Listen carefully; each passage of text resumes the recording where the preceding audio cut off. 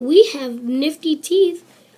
It took me a while to nibble the whole ad out neatly, but I did a pretty good job. Then I stood the clipping up against my cage. Aldo couldn't help but see it if he looked at me, which he always did. That evening I was more anxious than usual for Aldo to arrive. When he turned on the lights, I squeaked "Hello" right away.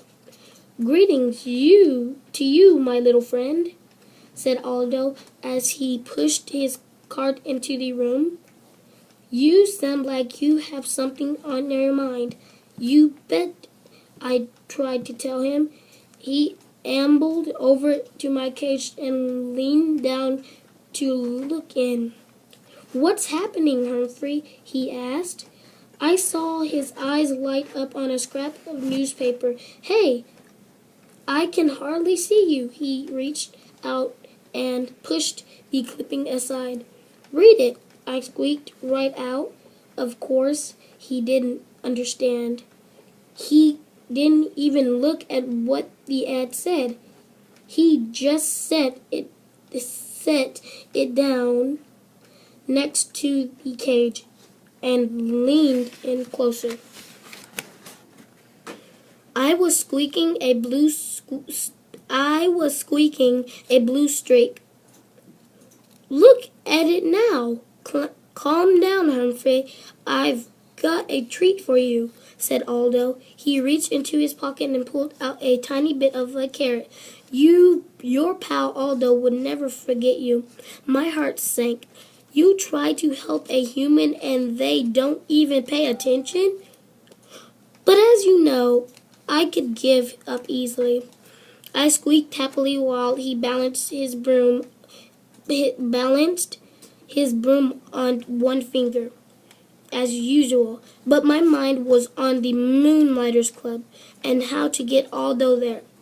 After he left, I scrambled out of my cage, picked up the newspaper clipping, and tucked it inside my notebook. Then I hid the notebook behind my mirror. If I didn't, somebody mean like Miss Brisbane might throw it away. I was still wondering what to do with it the next day, when Miss Brisbane rolled in a cart with a big machine on it.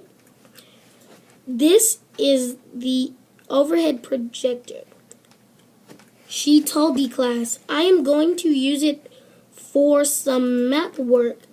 When Miss Brisbane turned the machine on, a bright light was projected onto the wall.